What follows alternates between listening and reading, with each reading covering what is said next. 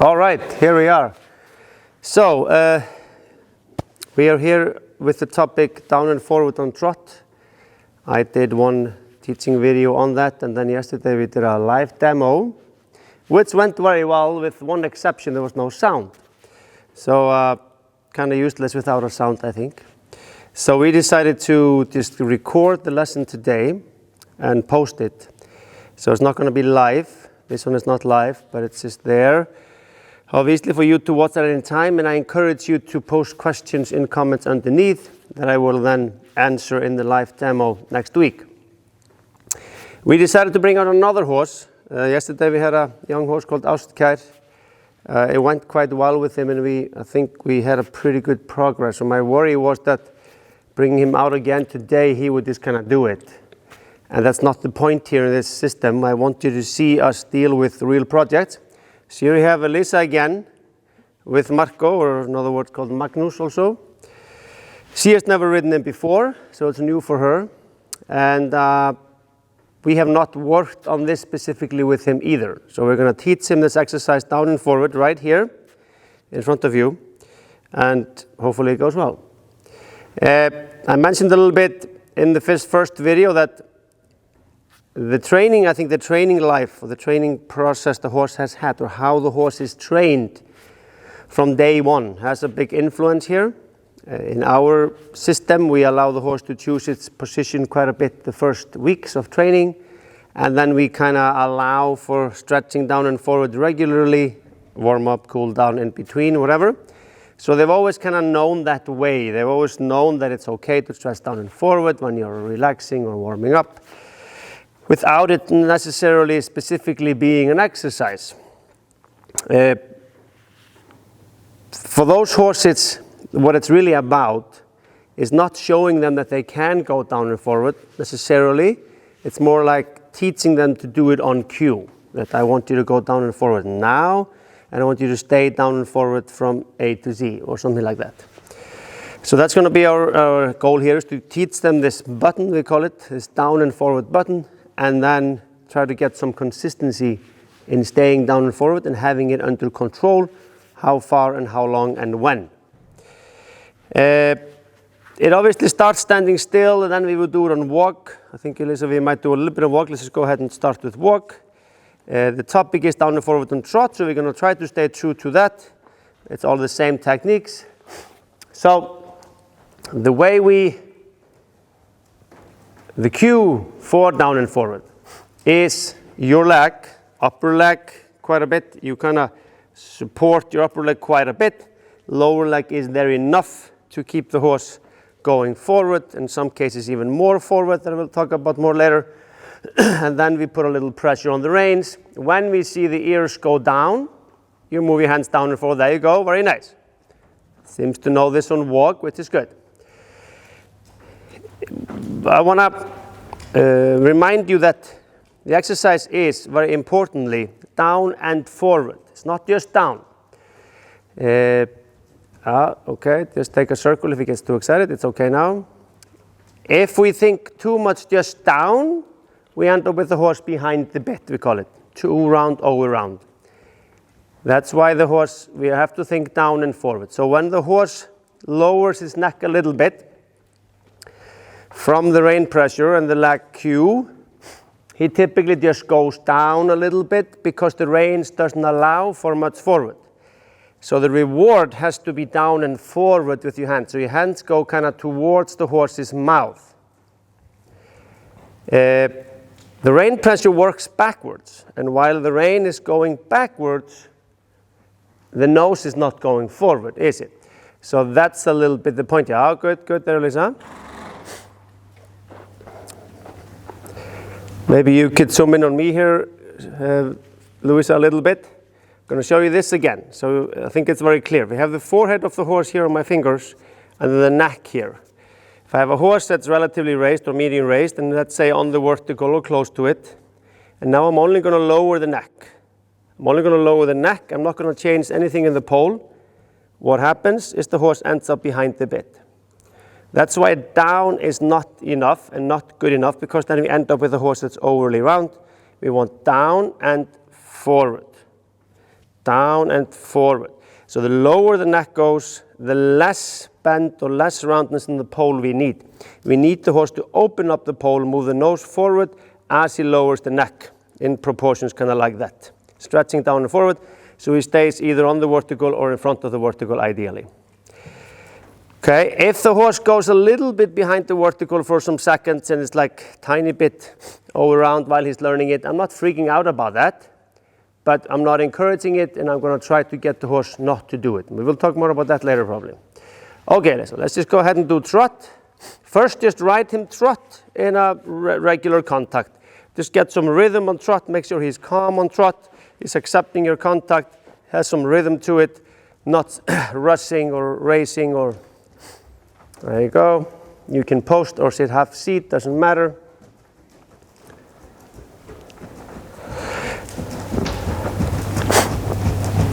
That's good. It's a nice trot, kind of on the vertical, accepting some contact. And then what we're going to do is we're going to start to cue the horse to go down and forward. And what you do is you put your upper leg on more. You squeeze a little bit with your upper leg. Your lower leg is there enough. You put a little pressure on the reins. It can be left and right or steady, whatever works the best. When you see the pole or the good towards the ears, lower, you move your hands down and forward. And forward. There. There. Good.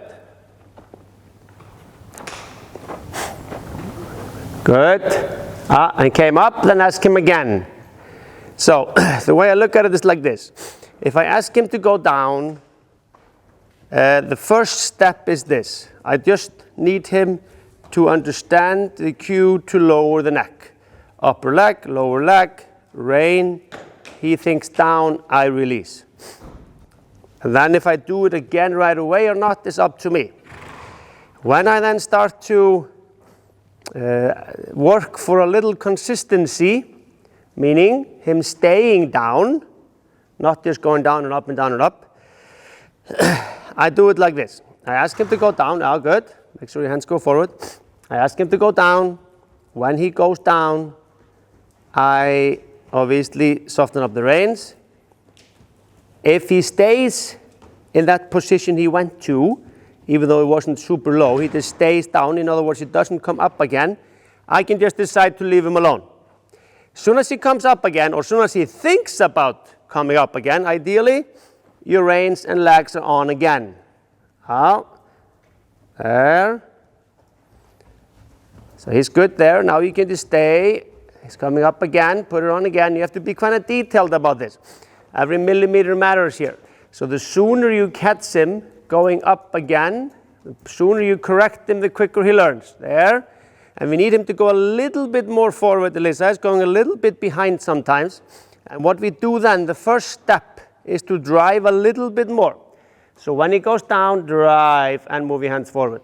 And he can go a little bit faster. There you go. That was it. So you rather increase the speed a tiny bit as he's going down, because again, the reins work the opposite direction of what we want here. We want nose forward, but reins pull the nose back. So what we have is our lower leg. Drive him. There you go. What you have, first and foremost, to ride the nose forward is your lower leg. You ride the horse's shape or nose forward. You can't pull it forward because we don't have any way to do that unless I run with you and pull his nose forward. All right, good. And now we're just going to, this is going very well. And now we're going to try to get a little bit more down and more forward. And the lower, there you go. And sometimes we even need to get longer reins. In this case, next time you would do this, you probably would choose longer reins, literally, because it becomes easier and then we are not accidentally holding them in. There. Good. And drive a little bit. He's tiny bit behind. I would want him more forward. He came up, ask him down again. There you go. Good. He's still tiny bit behind sometimes. I would want him to stretch a little bit more forward. It's very, very little. But to be picky, I would want his nose to a little bit forward. Okay, here's a good thing to talk about. If they start to, sometimes, when you teach a horse to go down and forward, they really discover how nice it is. Like, whoa, this is such a nice place to be. I want to be here now. And they start to like pull the reins out of your hands like he started doing a little bit there, then we have to say, nope, nope, nope, you cannot do that. You can ask me politely to go forward, but you cannot pull the reins out of my hand. So then we have to start to limit how far down we go, when we go down, and how often we do it, and things like that. So if he starts to pull the reins out of your hand, I would just go into a circle. Let's try onto a circle here. I'll move here, Elisa, you can come here in front of us. Is this okay location, Louisa, or should it be more here? Yeah, don't be in the sun though, be in the shadow. The shadow. This is a very rare problem in Iceland that we're experiencing. I want to share that with you guys. We are dealing with too much sun. That is an annual problem we have. Once a year. No, I'm just kidding. But it is a very nice day today. And we have roof windows here. There you go. You can use the sun like a cone you ride around. Good. Sometimes, so I think there was one question underneath the video about when to do it or to show you guys doing it on a circle and when we would do it on a circle. I would do it on a circle, for example, in this case. If the horse, well, not that it was an issue, but he showed it a little bit. If the horse starts to pull the reins out of your hands, he is much better positioned to do that when he is straight. So if he is on a circle, he doesn't have as strong of a neck to pull your reins. So then would be a good time to go onto a circle. Sometimes it is easier to get the horse down and forward on a circle, especially if they have stiff sides, I believe, because the stiffness in the sides can limit how much they can go down and forward. The complicating factor or the downside, maybe we can say, to doing it on a circle is that we have to think about the bend as well as the down and forward. So you have to obviously keep the horse bent correctly while you're trying to ride him down and forward. So there's more things to think about for you and the horse. So it's really individual and different, I think. If it's easier on a circle or a straightaway, probably for me, most of the times I start and find it easier to go down and forward on a straightaway. Good, now it's going down well, now we just need a little more forward. The goal here is to get the pole at least as low as the withers. Get the pole at least as low as the withers. And one more thing I want to point out, ideally the horse is doing this in contact. So it's not that we just push a button, tell the horse to go down and forward and throw the reins at him. In the perfect world, the exercise down and forward, the horse is chewing the reins kind of gently, they say, chewing the reins gently out of your hand, accepting contact along the way, staying connected. And this is tricky without the horse going behind the bit. So they have to kind of reach for the rein. So in the beginning, it can be needed to have a little bit less contact, but the goal is to aim for contact. Good, good, there. And then forward with your hands. Nice. And then forward with your hands. Think forward, and also when I say think forward, that always includes your legs. Riding rather one step faster than one step shorter. Good. Nice. Good. Let's take a break now. You can notice he's tiny bit behind the vertical sometimes, but I'm not too worried about at this point because he's clearly thinking in the right direction. He's getting the point. He's understanding the exercise. But the goal for the next few days will be to get his nose a little bit stretching forward. Let's give him a little break. Maybe we go the other way, Elisa, and then we're going to show you one more approach that sometimes can be helpful, and that is doing a tight circle into a straight line down and forward. Somehow it works naturally for the horse that way, that when we stretch them sideways or bend them quite a bit, probably what's happening is we are really lengthening the outside, and maybe you do both sides, you really bend the horse almost to the extreme, and then you say go down and forward, and somehow in some cases it's almost a natural reaction after the stretching sideways to stretch forward. Okay, just go ahead and go into trot again, go one more round, and when you come over there at the beginning by the 8 sign approximately, do a tight circle, kind of like we did yesterday. Tight circle, 1 or 2. Bend him quite, focus on the bend to the left in that case, and come out of the circle, down the long side, ask for down and forward, and let's see what we get. Small circle. And it's tilting now. It's okay to stay on the circle until you find your trot. No rush. A little more forward. He's hesitating a little bit. One more circle. Find the rhythm. Good. And ready for the long side. And offer him down and forward. Give him the rein and take contact there, there. Longer, longer, longer, longer, longer. There you go. Good. Same thing. Very nice. Good. Move the nose a tiny bit more forward. Let's do it again. Maybe next time you feel him go down so nicely, which was like few steps into the long side, drive him a little bit more with your lower leg and go a little bit faster. Gradually though, so it doesn't get surprised. And then ready for the long side. Good. One more time. Fine.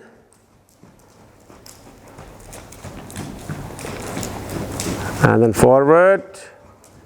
And drive, and drive, and drive, and drive, and drive, and drive.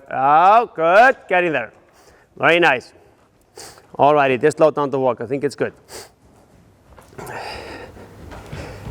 The exercise down and forward is a good exercise. You can just slow down the walk, Elisa. Give him a break. It's a big part of top line control. We do it on walk, we do it on trot, we even do it on tölt. Canter some too. I don't do it much on canter maybe, but it's an exercise you can do anywhere on any gait. Having that control to be able to ride your horse anywhere from down and forward, literally with the head on the ground, and all the way up to up and round and up and raised and into a show frame. This is like this part of this top line control. It's a great exercise to lengthen the top line. It's a great exercise to strengthen the top line. It's a great kind of, it's an important piece of the puzzle for getting the horse overall under control and strong and with a good carrying power. I encourage you again to ask questions under this video so that I can answer in the live demo. There was questions under the video itself that I wrote that I will also answer in the live demo. So I think we're good for now. Any questions from you, Elisa? Good? Clear as mud? Great. Thank you for this time, guys. I'll see you next time.